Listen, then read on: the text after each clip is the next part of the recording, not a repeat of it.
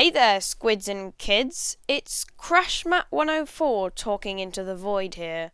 I have some Salmon Run tips for you today, and you should listen to them, because I'm kind of a professional. Let's get started. Number 1. Only focus on collecting eggs if you have a weapon that's good for it.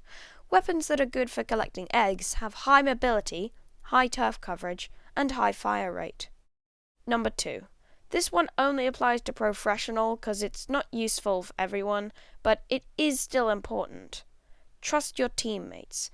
Everyone is trying just as hard as you and doesn't want to lose just as much as you. So don't try to carry the games, and hey, put a little trust in your teammates. 3. At higher ranks, remember the ratio of focus between killing bosses and collecting eggs. Collecting eggs is important, but if you only focus on that, then you'll be overwhelmed by bosses. Killing bosses is important, but if you only focus on that, then you won't collect enough eggs. Switch your focus between these two tasks, and if you notice you aren't achieving enough of one or the other, then focus on that one for a bit until it evens out. And keep in mind that if the unbalance happened, then you should probably think about doing that thing a little bit more for the rest of the match. Number 4. Keep in mind the quality of the weapons when picking whether to play Salmon Run, and how to play with each weapon. The original roller is really good, as are most short to mid-range shooters. Slow weapons like the tent umbrella, as well as chargers, are bad. I will put a little button in the corner that links to a Captain Astronaut video with a tier list that I mostly agree with, if I bother to do that, that is. Number 5. Know how to beat the different environment conditions. Mothership. This one is more basic, so just focus on the combination of killing Chinooks and collecting eggs. Focus on killing the Chinooks that spawn near the base, so that collecting the eggs is easier. Glowflies. Stick together with this one, and try to stay with your teammates even when collecting eggs. This one is easy to beat if you stay together, but impossible if you don't.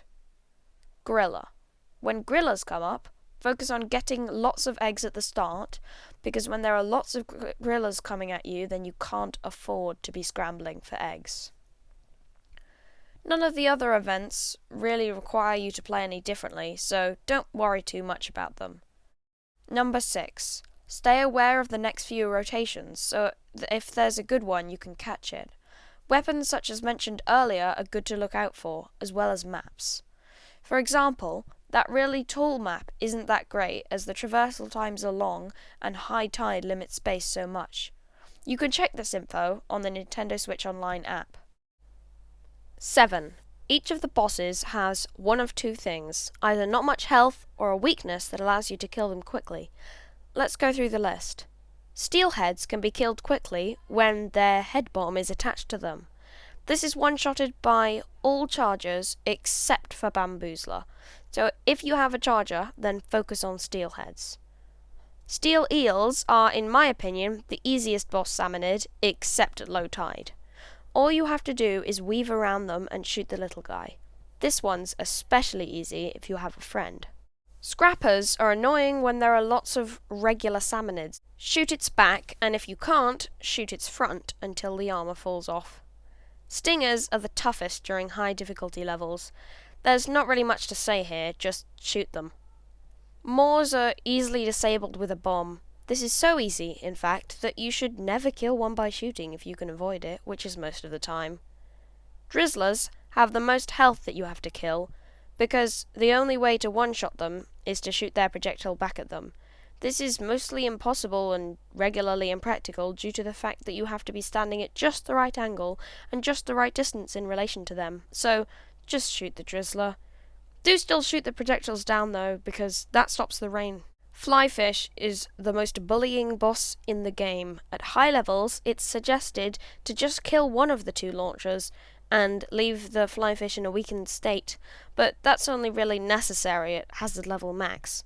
If you and your teammate are both going to throw bombs into the launchers, then throw one at the furthest away launcher from your teammate, and also try not to throw into the same launcher. And That's all the tips I have for today. I hope you enjoyed this video, and remember to like and subscribe if you did. Goodbye, squids. Goodbye, kids. Goodbye, octolings.